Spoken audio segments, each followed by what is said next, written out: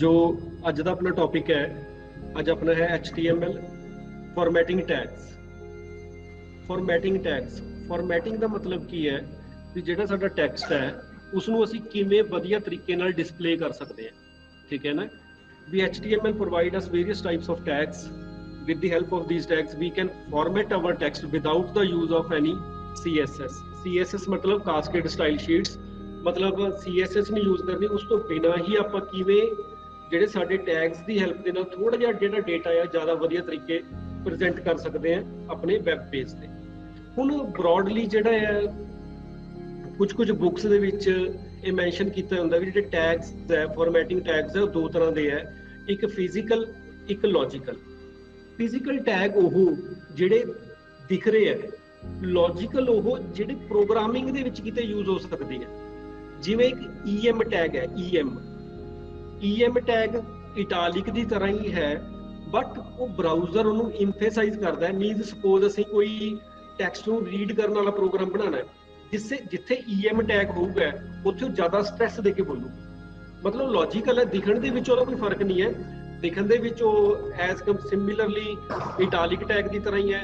ਜਿਵੇਂ strong tag ਹੈ, strong tag ਵੀ ਕੀ ਹੈ, ਬੋਲਡ ਟੈਗ ਹੈ, ਬਟ ਉਹ ਕੀ ਹੈ, ਇੱਕ ਤਰ੍ਹਾਂ ਦਾ ਲੌਜੀਕਲ ਟੈਗ ਹੈ। ਠੀਕ ਹੈ ਨਾ, ਅਗਰ ਐਗਜ਼ਾਮ ਦੇ ਵਿੱਚ ਆਉਂਦਾ ਫਿਜ਼ੀਕਲ ਤੇ ਲੌਜੀਕਲ, ਫਿਜ਼ੀਕਲ ਜੋ ਡਿਸਪਲੇ ਵੀ ਹੋ ਰਿਹਾ, ਡਿਸਪਲੇ ਦੇ ਵਿੱਚ ਹੈ।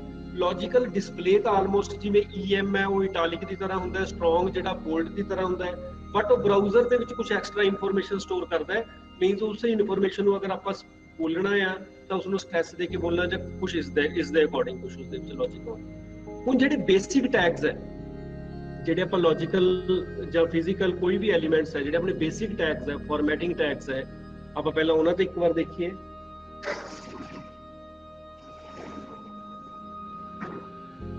इधरों ये भी बंद कर लो, शायद ना आवाज आ रही है, मैं लगता बाइक कोई कभी ना शीशे वाला दरवाजा खिड़की बंद कर लेते हो।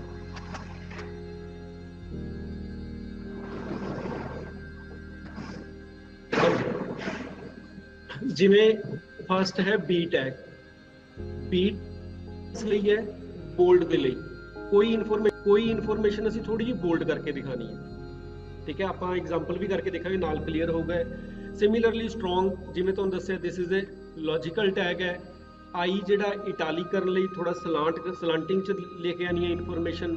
EM जिहड़ा लॉजिकल टैग है, सेम इटालिक की तरह ही डिस्पले होंदा है, बट इसनूं बोलण दे विच अगर आपां कहांगे तां इंफेसाइज कीता जा सकदा है। सिमिलरली मार्क टैग है, किसी टैग नूं आपां हाईलाइट्स करना है, कुछ इनफॉर्मेशन नूं आपां हाईलाइट करना है, उत्थे आपां मार्क टैग यूज करांगे। यू किस लई है, अंडरलाइन दे लई। TT टैली टाइप टैक्सट होंदे आ थोड़े जे, मतलब डिस्पले दे विच थोड़ा जिहा अलग होऊगा, आपां देखदे हां एग्जांपल दे विच। स्ट्राइक टैग, ਜਦੋਂ ਆਪਾਂ ਕਿਸੇ ਟੈਗ ਨੂੰ ਸਟ੍ਰਾਈਕ ਥਰੂ ਕਰਨਾ ਹੈ, ਉਹਦੇ ਵਿੱਚ ਜਿਵੇਂ ਕੱਟ ਲਗਾਉਣਾ ਹੈ, ਇੱਕ ਲਾਈਨ ਲਗਾਉਣੀ ਹੈ, ਮਤਲਬ ਇਹ ਇਨਫੋਰਮੇਸ਼ਨ ਕੱਟੀ ਹੋਈ ਹੈ ਜਿਵੇਂ, ਉੱਥੇ ਆਪਾਂ ਸਟ੍ਰਾਈਕ ਟੈਗ ਯੂਜ਼ ਕਰਾਂਗੇ। ਸੁਪਰ ਤੇ ਸਬ, ਅਗਰ ਆਪਾਂ ਸੁਪਰ ਸਕ੍ਰਿਪਟ ਥੋੜਾ ਜਿਹਾ ਉੱਪਰ ਲਿਖਣਾ ਹੈ, ਸਬ ਸਕ੍ਰਿਪਟ ਥੋੜਾ ਜਿਹਾ ਨੀਚੇ ਲਿਖਣਾ ਹੈ। ਠੀਕ ਹੈ ਨਾ, ਜਿਵੇਂ ਆਪਾਂ ਲਿਖਦੇ ਹਾਂ H2O। ਠੀਕ ਹੈ, ਜਿਹੜਾ 2 ਹੈ ਆਪਾਂ ਲਿਖਦੇ ਹਾਂ H, ਥੋੜਾ ਨੀਚੇ ਨਹੀਂ ਲਿਖਦੇ 2O। ਦਿਸ ਮੀਨਸ ਇੱਥੇ ਕਿਹੜਾ ਟੈਗ ਲੱਗਿਆ ਹੋਇਆ, ਇਹ ਸਬ ਲਿਖਿਆ ਹੋਇਆ। ਜੇ ਮੈਂ ਲਿਖਣਾ 10th, ਦਿਸ ਮੀਨਸ ਸੁਪਰ ਕਿਸ ਤੇ ਲੱਗਿਆ, TH ਤੇ ਲੱਗਿਆ ਕੱਲਾ, 10 ਤੇ ਸੁਪਰ ਨਹੀਂ ਲਗਾਣਾ, ਫਿਰ ਤਾਂ ਉਹ ਵੀ ਉੱਪਰ ਚੱਲ ਜੂਗਾ। ਠੀਕ ਹੈ ਨਾ, ਕੱਲਾ TH ਤੇ। ਸਿਮਿਲਰਲੀ O ਦੇ ਵਿੱਚ ਜਿਹੜਾ H ਤੇ O ਸਿੰਪਲ ਹੈ, ਜਿਹੜਾ 2 ਹੈ ਉਹ ਕੀ ਹੈ, ਸਬ ਹੈ। सबस्क्रिप्ट थोड़ा जिहा नीचे जदों डिस्पले करना है डाटा।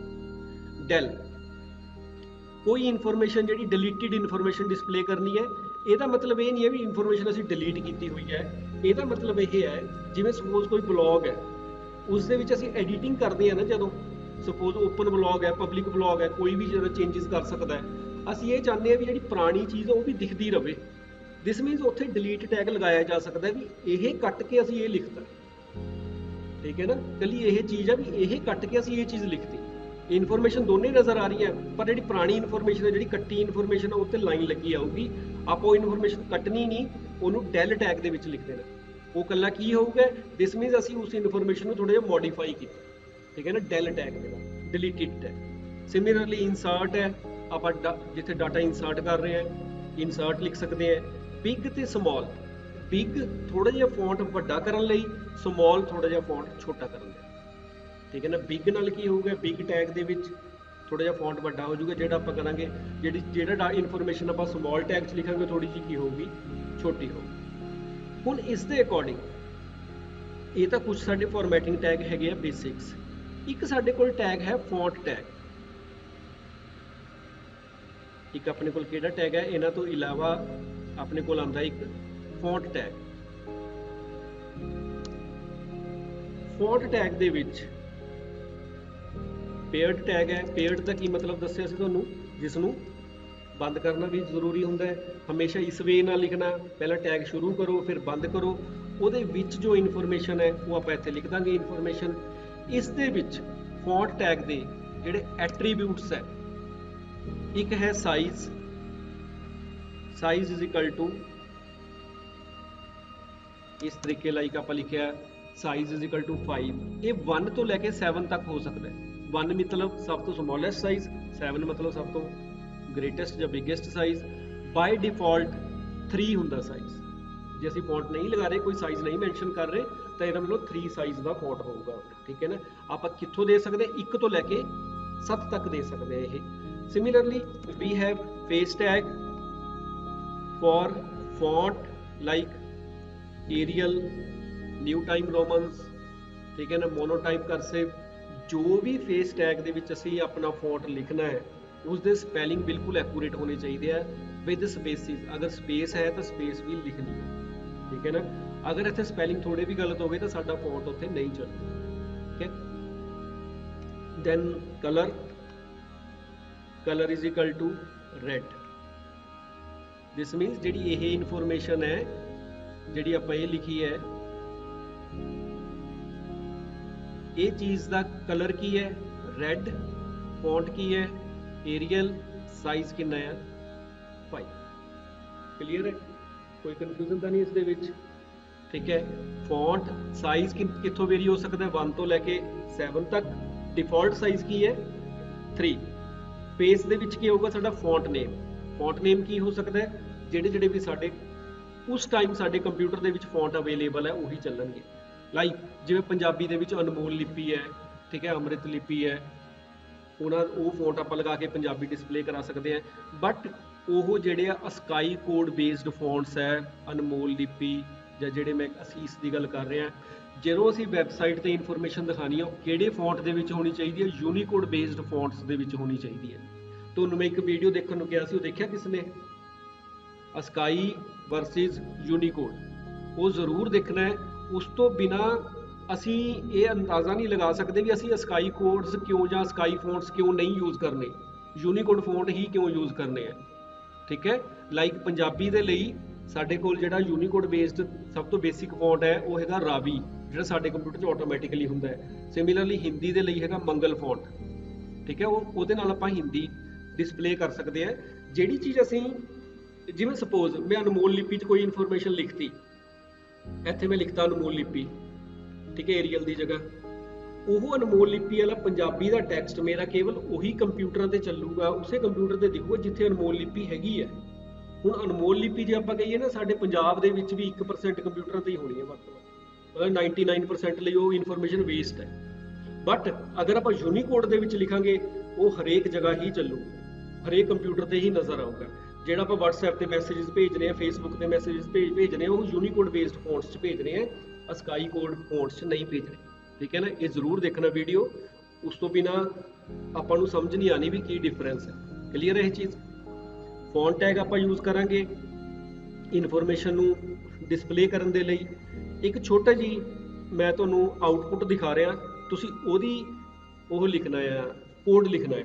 ਠੀਕ ਹੈ। ਟੈਗ ਲਿਖਣੇ ਆਪਾਂ ਨੂੰ ਆਉਂਦੀ ਹੈ ਵੀ ਕੋਈ ਵੀ ਟੈਗ ਹੈ ਆਪਾਂ ਅੰਡਰਲਾਈਨ ਇਨਫੋਰਮੇਸ਼ਨ ਕੋਈ ਲਿਖਣੀ ਹੈ, ਉਹ ਕਿਵੇਂ ਲਿਖਾਂਗੇ, ਯੂ ਟੈਗ ਦੇ ਵਿੱਚ ਇਨਫੋਰਮੇਸ਼ਨ ਡਿਸਪਲੇ ਕਰਾਂਗੇ, ਦੈਨ ਯੂ ਨੂੰ ਕੀ ਕਰ ਦਾਂਗੇ, ਕਲੋਜ਼ ਕਰ ਦਾਂਗੇ। ਨੈਕਸਟ ਲਾਈਨ ਦੇ ਲਈ ਕਿਹੜਾ ਟੈਗ ਸੀ ਆਪਣੇ ਕੋਲ, BR ਟੈਗ। BR ਸਿੰਗੂਲਰ ਹੈ ਕਿ ਪੇਅਰਡ ਹੈ, ਸਿੰਗੂਲਰ ਹੈ। ਸਿੰਗੂਲਰ ਦਾ ਮਤਲਬ ਕੀ ਹੈ, ਉਹਦਾ ਕਲੋਜ਼ਿੰਗ ਟੈਗ ਨਹੀਂ ਹੁੰਦਾ। ਠੀਕ ਹੈ ਨਾ। Similarly we can use nested tags also. Nested ਦਾ ਮਤਲਬ ਕੀ ਹੈ, ਇੱਕ ਟੈਗ ਦੇ ਅੰਦਰ ਆਪਾਂ ਦੂਸਰਾ ਟੈਗ ਲਗਾ ਸਕਦੇ ਹਾਂ। ਇਸ ਦਾ ਮਤਲਬ ਕੀ ਹੈ, ਕਿਸ ਤਰੀਕੇ, ਲਾਈਕ कोई इन्फॉर्मेशन मैं अंडरलाइन भी करनी है तो बोल्ड भी लिखनी है, मैं की करूंगा यू इन्फॉर्मेशन ਜਿਹੜੀ मैं ਇੱਥੇ ਲਿਖੂੰਗਾ ਇਹ ਕੀ ਹੋਊਗੀ ਓਨਲੀ बोल्ड।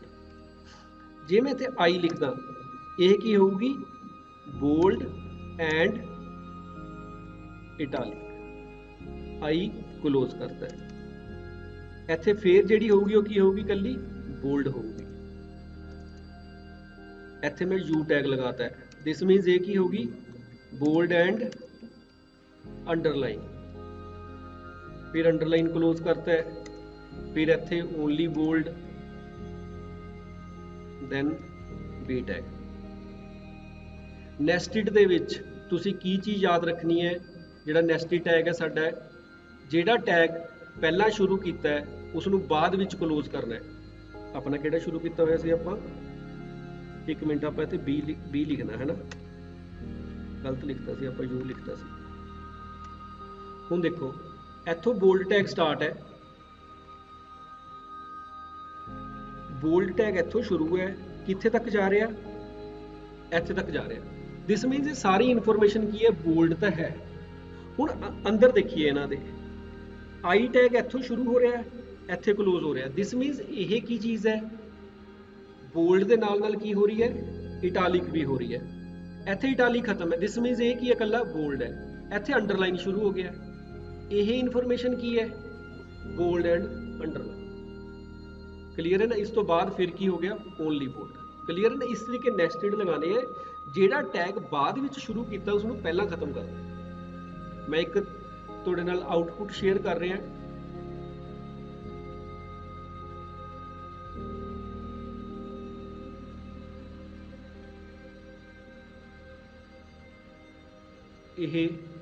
ਇਹ ਆਊਟਪੁੱਟ ਹੈ, ਠੀਕ ਹੈ। ਇਸ ਨੂੰ ਤੁਸੀਂ ਟੈਗਸ ਦੇ ਵਿੱਚ ਲਿਖਣਾ, ਕਿਹੜੇ ਕਿਹੜੇ ਟੈਗ ਕਿੱਥੇ ਕਿੱਥੇ ਲੱਗੇ ਹੋਏ ਆ। ਥੋੜੀ ਜਿਹੀ ਮੈਂ ਤੁਹਾਨੂੰ ਆਈਡੀਆ ਦੱਸ ਦਿੰਦਾ। ਇਹ ਕਿਹੜਾ ਟੈਗ ਹੈ ਸਟ੍ਰਾਈਕ, ਇਹ ਕਿਹੜਾ ਹੈ ਸਬ, ਇਹ ਕੀ ਹੈ ਸੁਪਰ, ਇਹ ਕੀ ਹੈ ਇੰਫੇਸਾਈਜ਼ EM ਟੈਗ, ਠੀਕ ਹੈ ਨਾ। ਸੇਮ ਐਜ਼ ਇਟਾਲਿਕ ਦੀ ਤਰ੍ਹਾਂ ਹੀ ਐਕਟ ਕਰਦਾ ਕੁਝ। ਇਹ ਕੀ ਹੈ ਆਹ ਦੋਨਾਂ ਟੈਗਸ 'ਚ ਕਿਹੜਾ ਲੱਗਿਆ ਹੋਇਆ ਕੁਝ ਆਈਡੀਆ। ਬਿਗ ਤੇ ਸਮਾਲ, ਪਹਿਲੀ ਇਨਫੋਰਮੇਸ਼ਨ ਥੋੜੇ ਜਿਹੇ ਵੱਡੇ ਸਾਈਜ਼ 'ਚ ਹੈ, ਦੂਸਰੀ ਥੋੜੀ ਛੋਟੇ 'ਚ, ਉਹ ਬਿਗ ਤੇ ਸਮਾਲ ਲੱਗਿਆ ਹੋਇਆ। ਇਹ ਟੈਗ ਕਿਹੜਾ ਹੈ ਮਾਰਕ ਲਈ ਸੀ ਨਾ, ਮਾਰਕਿੰਗ ਹੋਈ ਪਈ ਹੈ ਟੈਗ ਦੀ। ਇੱਥੇ ਦੇਖੋ ਇਹਨਾਂ ਦਾ ਫੌਂਟ ਥੋੜਾ ਜਿਹਾ ਅਲੱਗ ਹੈ, ਇਹ TT ਫੌਂਟ ਹੈ, ਠੀਕ ਹੈ ਨਾ, TT ਟੈਗ ਲੱਗਿਆ ਹੋਇਆ। ਇੱਥੇ ਦੇਖੋ ਇਨਫੋਰਮੇਸ਼ਨ ES ਨੂੰ ਮੈਂ ਕੀ ਕੀਤਾ ਹੋਇਆ ਥੋੜਾ ਜਿਹਾ ਸਟ੍ਰਾਈਕ ਕੀਤਾ ਹੋਇਆ। ਇੱਥੇ ਹੈਗਾ ਤਾਂ ਇਹ ਵੀ ਸਟ੍ਰਾਈਕ ਟੈਗ ਵੀ ਲਗਾ ਸਕਦੇ ਆ, ਬਟ ਇੱਥੇ ਮੈਂ ਕੀ ਲਗਾਇਆ ਹੋਇਆ ਡੈਲ ਟੈਗ ਲਗਾਇਆ ਹੋਇਆ। ਦਿਸ ਮੀਨਸ ਮੈਂ ਇਹ ਇਨਫੋਰਮੇਸ਼ਨ ਡਿਲੀਟ ਕਰਕੇ ਇਹਦੀ ਜਗ੍ਹਾ ਮੈਂ TI ਲਿਖਦਾ ਜਾਂ ਕੁਝ ਹੋਰ ਲਿਖ। ਕਲੀਅਰ ਹੈ ਨਾ। ਕਲੀਅਰ ਕਰ ਲੈ। ਹੁਣ ਤੁਸੀਂ ਟੈਗਸ ਲਿਖਣੇ ਆ, ਇਹ ਜਿੰਨਾ ਸਿਲੈਕਟਡ ਪਾਰਟ ਹੈ, ਜਿੰਨਾ ਸਿਲੈਕਟਡ ਪਾਰਟ ਵਿੱਚ ਦਿਖਾਇਆ ਨਾ ਤੁਹਾਨੂੰ ਬੋਲਡ ਇਟਾਲਿਕ ਤੋਂ ਲੈ ਕੇ ਉੱਥੋਂ ਸਾਰਾ ਤੁਸੀਂ ਟੈਗ ਲਿਖਣੇ ਸਟਾਰਟ ਕਰੋ। ਉਹਦੇ ਥੋੜਾ ਜਿਹਾ ਬੋਲਡ ਕਰ ਦਿੰਦਾ ਮੈਂ ਇਹ ਇਨਫੋਰਮੇਸ਼ਨ, ਇਹ ਜਿੰਨੀ ਤੁਹਾਡੀ ਸਕਰੀਨ ਤੇ ਵਿਜ਼ੀਬਲ ਹੈ। ਜਿਵੇਂ ਹੁਣ ਇਹ ਹੈ, ਇੱਥੇ ਕਿਹੜਾ ਟੈਗ ਲੱਗਿਆ ਹੋਇਆ bold and italic, sorry bold and underline. ਇੱਥੇ ਕੀ ਹੈ ਓਨਲੀ ਬੋਲਡ, ਇਹ ਕੀ ਹੈ ਬੋਲਡ ਤੇ ਇਟਾਲਿਕ ਹੈ। ਇਹ ਲਾਈਨਸ ਕਿਸ ਟੈਗ ਨਾਲ ਲੱਗੀਆਂ ਹੋਈਆਂ, ਲਾਈਨਸ ਕਿਸ ਟੈਗ ਨਾਲ ਹੈ HR ਟੈਗ। ਹੁਣ ਇੱਕ ਟੈਗ ਸ਼ਾਇਦ ਆਪਣਾ ਰਹਿ ਗਿਆ ਸੀ, ਆਪਾਂ ਉਹ ਵੀ ਦੇਖ ਲੈਂਦੇ ਆ। ਇੱਕ ਹੁੰਦਾ ਆਪਣਾ ਸੈਂਟਰ ਟੈਗ, ਠੀਕ ਹੈ, ਲਾਈਕ ਅਦਰ ਇਨਫੋ ਸੈਂਟਰ ਦੇ ਵਿੱਚ ਆ ਰਹੀ ਹੈ। ਦਿਸ ਮੀਨਸ ਇਹ ਕਿਹੜੇ ਟੈਗ ਦੇ ਵਿੱਚ ਹੈ ਸੈਂਟਰ ਟੈਗ 'ਚ। ਇਸ ਦੇ ਵਿੱਚ ਮੈਂ ਨੈਸਟਡ ਹੋ ਸਕਦਾ ਨੈਸਟਡ ਲਗਾਇਆ ਹੋਵੇ centre tag plus H1 tag, ਠੀਕ ਹੈ ਨਾ। ਮਤਲਬ ਉਹ ਇਨਫੋਰਮੇਸ਼ਨ ਕੀ ਹੋਊਗੀ ਸਾਡੀ ਸੈਂਟਰ ਦੇ ਵਿੱਚ ਵੀ ਆਊਗੀ। ਇਹ ਕੁਝ ਜੋ ਇਨਫੋਰਮੇਸ਼ਨ ਹੈ ਜਾਂ ਇਹ ਟੈਗ ਹੈ ਇਹ ਇਸ ਤਰੀਕੇ ਦਾ ਹੋ ਸਕਦਾ ਹੈ ਆਪਣਾ। ਪਹਿਲਾਂ ਮੈਂ ਇੱਥੇ ਸੈਂਟਰ ਟੈਗ ਲਗਾਦਾ, ਠੀਕ ਹੈ, ਫਿਰ ਉਸ ਦੇ ਵਿੱਚ ਮੈਂ H1 ਲਿਖਦਾ ਹੈ, other info, then H1 close, then center close। ਹੁਣ ਅਗਰ ਮੈਂ ਸੈਂਟਰ ਟੈਗ ਕਲੋਜ਼ ਨਹੀਂ ਕਰੂੰਗਾ ਤਾਂ ਕੀ ਹੋਊਗਾ, ਮੇਰੀ ਸਾਰੀ ਇਨਫੋਰਮੇਸ਼ਨ ਹੀ ਥੱਲੇ ਤੱਕ ਸੈਂਟਰ 'ਚ ਜਾਂਦੀ ਜਾਊਗੀ, ਉਹ ਕੁਝ ਨਹੀਂ ਸਮਝ ਆਣਾ ਕੀ ਹੋ ਰਿਹਾ, ਠੀਕ ਹੈ। ਇੱਕ ਚੀਜ਼ ਹੋਰ ਥੋੜੀ ਜੀ ਮੈਂ ਧਿਆਨ ਦੇਣਾ ਚਾਹੁੰਦਾ ਤੁਹਾਨੂੰ ਵੀ, ਤੁਸੀਂ ਕੀ ਯਾਦ ਰੱਖਣਾ ਹੈ। सपोज MS वर्ड है,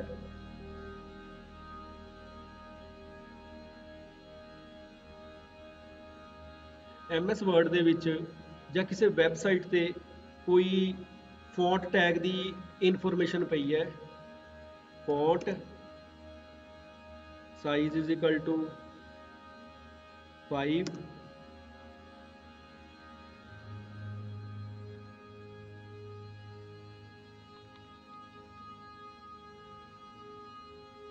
size is equal to 5, face is equal to Arial, ठीक है, then color is equal to red। ਹੁਣ ਜੋ ਆਪਣੇ ਕੋਡਸ ਹੈ, ਡਬਲ ਕੋਡਸ ਹੈ, ਉਹ ਦੋ ਤਰ੍ਹਾਂ ਦੇ ਹੁੰਦੇ ਆ। ਇੱਕ ਸਮਾਰਟ ਕੋਡਸ ਹੁੰਦੇ ਆ, ਠੀਕ ਹੈ, ਲਾਈਕ ਇਸ ਜਗ੍ਹਾ ਤੇ ਨਹੀਂ ਪਏ ਆਪਣੇ, ਕਿਤੇ ਕਿਤੇ ਜਦੋਂ ਤੁਸੀਂ ਇਨਫੋਰਮੇਸ਼ਨ ਕਾਪੀ ਕਰੋਗੇ ਨਾ, ਸਪੋਜ਼ ਮੈਂ ਕਾਪੀ ਕਰਕੇ ਲਿਖਤਾ ਹੈ ਰੈੱਡ ਕਲਰ ਹੈ, ਉੱਥੇ ਲਿਖਿਆ ਹੈ red, colour is equal to red, ਉੱਥੇ ਕੋਡਸ ਕੁਝ ਇਸ ਤਰ੍ਹਾਂ ਦੇ ਹੈ ਵੈਬਸਾਈਟ ਤੇ, ਐਵੇਂ ਦੇ ਹੁੰਦੇ ਆ ਨਾ, ਇਹਨਾਂ ਨੂੰ ਕਹਿੰਦੇ ਸਮਾਰਟ ਕੋਡ, ਠੀਕ ਹੈ, ਸਮਾਰਟ ਕੋਡਸ ਲੱਗੇ ਹੋਏ ਆ ਇਹ।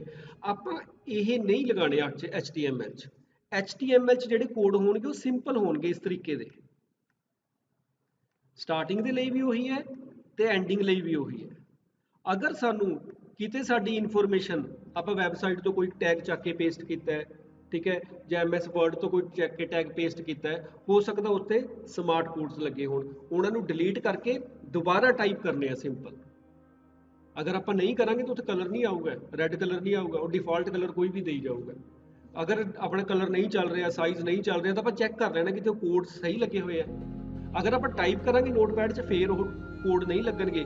ਅਗਰ ਆਪਾਂ ਕਾਪੀ ਪੇਸਟ ਕਰਕੇ ਕਿਤੋਂ ਲੈ ਕੇ ਆ ਰਹੇ ਹਾਂ, ਫਿਰ ਹੋ ਸਕਦਾ ਉਹ ਕੋਡਸ ਲੱਗੇ ਹੋ, ਠੀਕ ਹੈ ਨਾ, ਉਹਨਾਂ ਨੂੰ ਥੋੜ੍ਹਾ ਜਿਹਾ ਧਿਆਨ ਦੇਣਾ। ਦੈਨ ਹੁਣ ਤੁਸੀਂ ਇਸ ਦੀ ਇਨਫੋਰਮੇਸ਼ਨ ਲਿਖ ਕੇ ਚੈਟ ਦੇ ਵਿੱਚ ਪਾਣੀ ਹੈ। ਇਹ ਸਾਰਾ ਪ੍ਰੋਗਰਾਮ ਲਿਖੋ ਪਹਿਲਾਂ, ਠੀਕ ਹੈ ਨਾ, ਫਿਰ ਉਸਨੂੰ ਤੁਸੀਂ ਚੈਟ ਦੇ ਵਿੱਚ ਕਰੋ, ਆਪਣੇ ਪੇਸਟ ਕਰੋ।